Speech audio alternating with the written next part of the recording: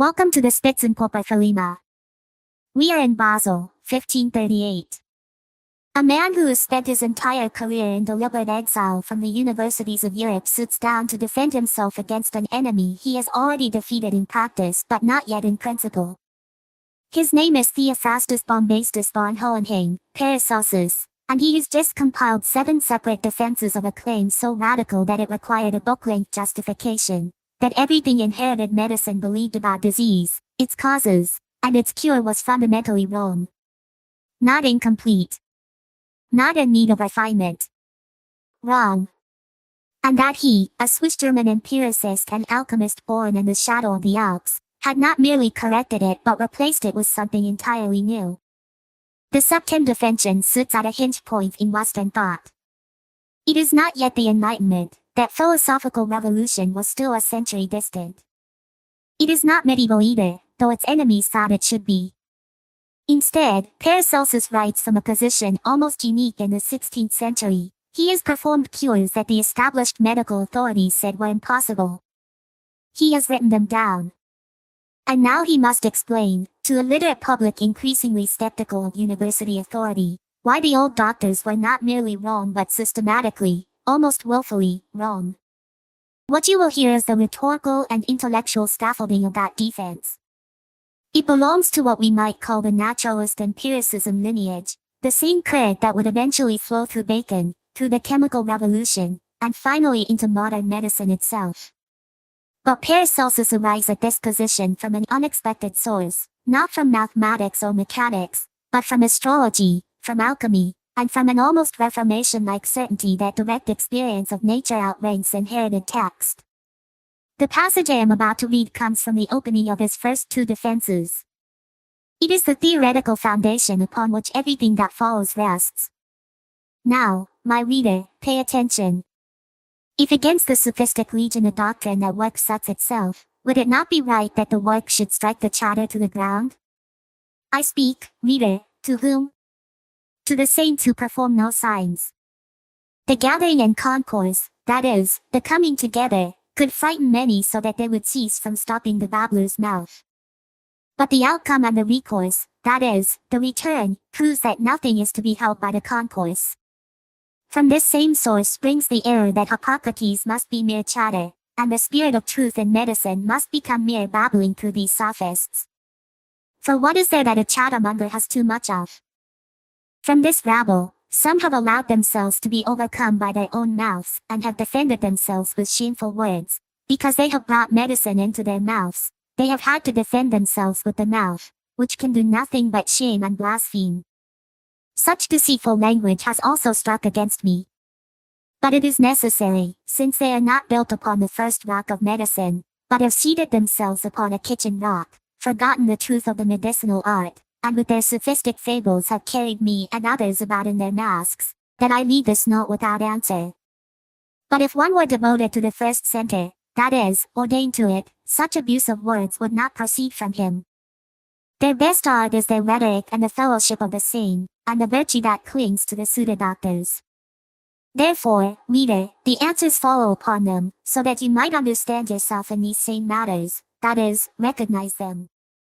Although it would not be necessary to answer for the doings of such people, one could simply let them remain poetic doctors, rhetorical recipe writers, and nebulous preparers. In time one would become weary of them, but so that it be understood that a doctor without works is worth nothing, and that the work is the doctor, not the chatter.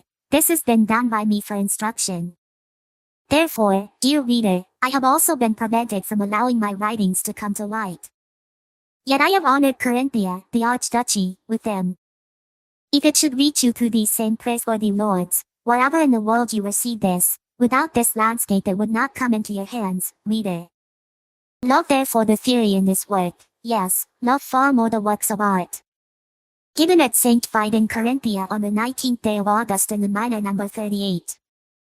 The first defense of the discovery of the new medicine of Dr. Theophrastus. That I here, in this work, bring forward a new theory, also a natural philosophy, together with new reasons, which have hitherto never been held nor understood by philosophers, astronomers, or doctors. This happens for reasons of which I shall now inform you. 1. Namely, which proves itself sufficiently, is that the old theorists had described the reasons and causes of diseases uncertainly and unjustly, and have thereby introduced such a wandering astray and confirmed it in such a manner that it has been held and esteemed as right and uncontradictable, and is so ingrained and held and maintained that no one sought anything further, or esteemed the same to be a wandering astray. This I may well make known to you, for I must judge it to be great foolishness, inasmuch as heaven continually, in the light of nature, bears and makes new ingenia, new inventions, new arts, new diseases. Should not these also count as valid? What use is the rain that fell 1,000 years ago? The use is the rain that now falls, present. What use is the sun's course of 1,000 years ago to this present year?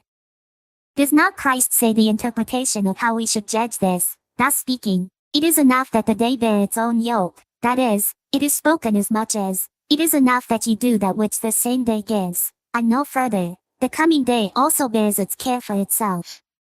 Now if care proceeds for itself, and each day has 12 hours, and each hour its special action, what harm is the 12th hour to the first? Or what disadvantage is the first from the 12th, when each thing is set into its own monarchy according to its time? We should care for the present and not for the past. And each monarchy is provided with perfect light of nature. And thus are the wondrous works of God, that the light of nature changes in the many monarchies between the beginning and the end of the world, something much overlooked, and action has not proceeded according to the content of these monarchies.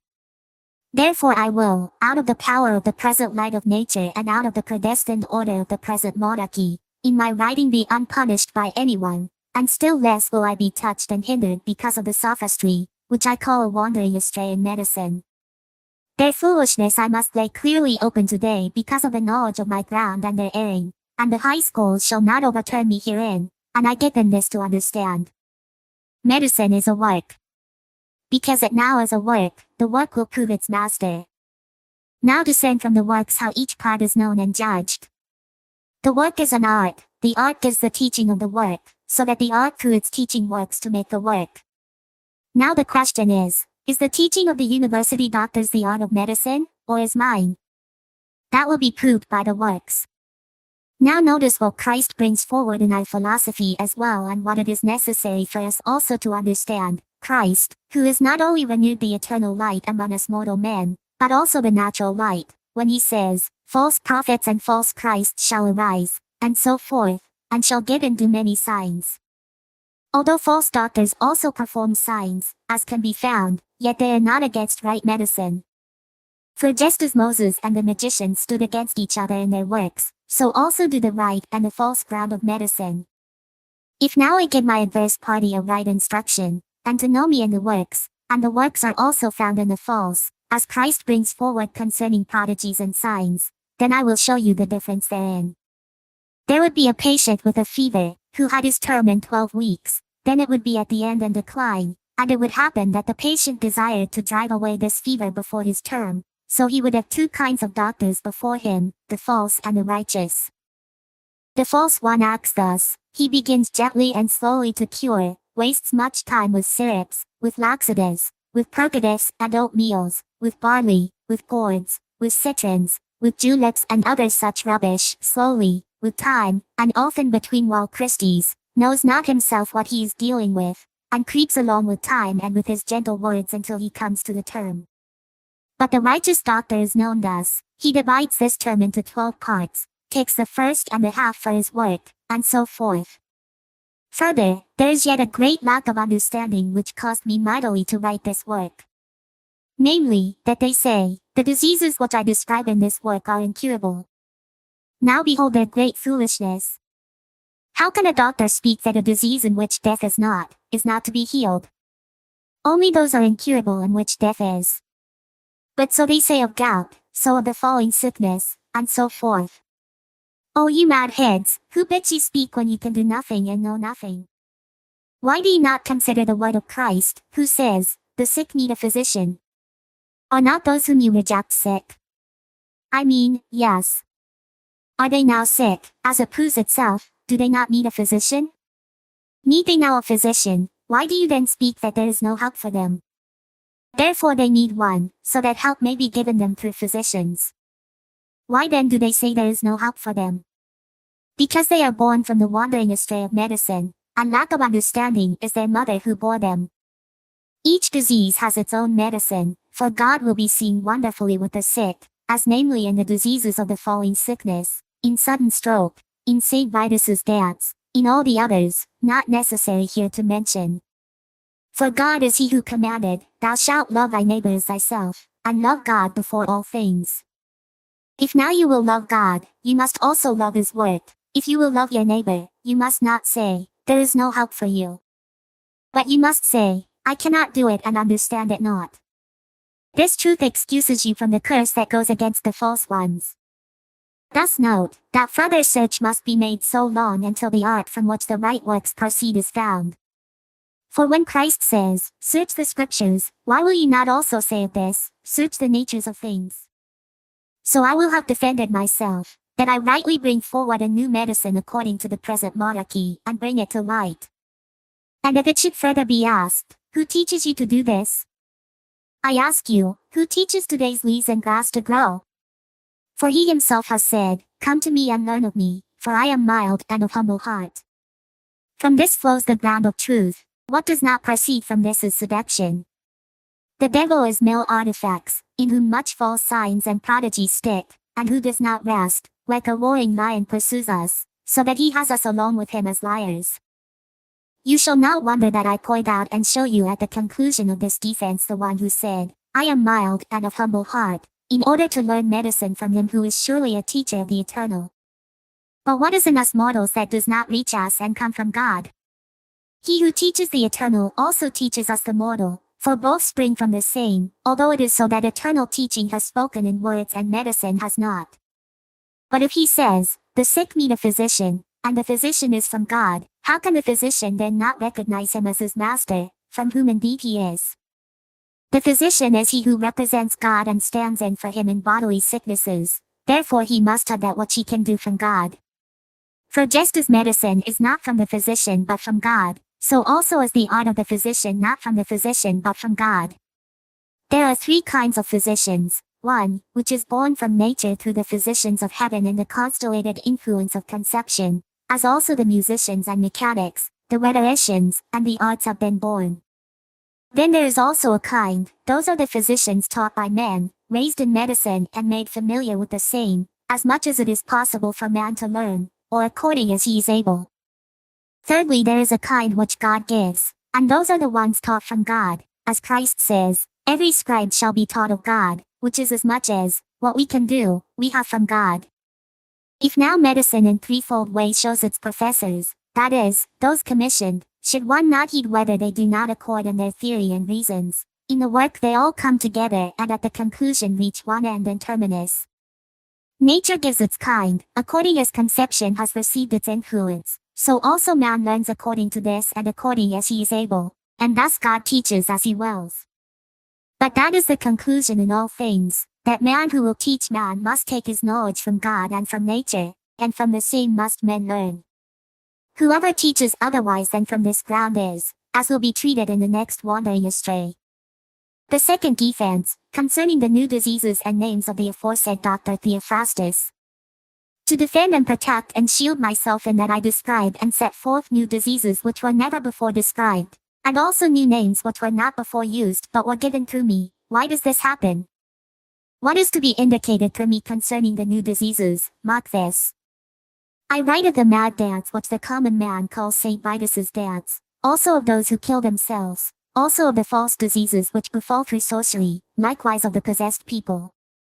These diseases have never been described by medicine, which indeed seems to me unfair, that they should have been forgotten. But what brings and moves me to this is this, that astronomy, which has hitherto never been undertaken by physicians, teaches me to recognize such diseases. If the other physicians had been so experienced in astronomy, they would have been long before me declared and discovered at the highest. But because astronomy has been rejected by physicians, the diseases, and many other things cannot be recognized nor understood with their right ground. Since now the medicine of the other writers does not flow from the spring from which medicine takes its ground, of the ground and spring of which I can boast myself, should I then not have the power to write otherwise than another writer? It is given to each one to speak, advise, and teach, but it is not given to each one to speak and teach that which has power. For you know that the evangelist also witnesses, when Christ taught, he spoke as one who has power, and not like the scribes and hypocrites. One should pay heed to such power as proves itself with works, if one will not believe the word. Therefore I expect this of myself. Just as one cannot bring forward fundamentally how something is formed that he has never seen with his own eyes, compared to him who has seen it with his own eyes, so also will such judgment become visible here between them. And verbatim excerpt.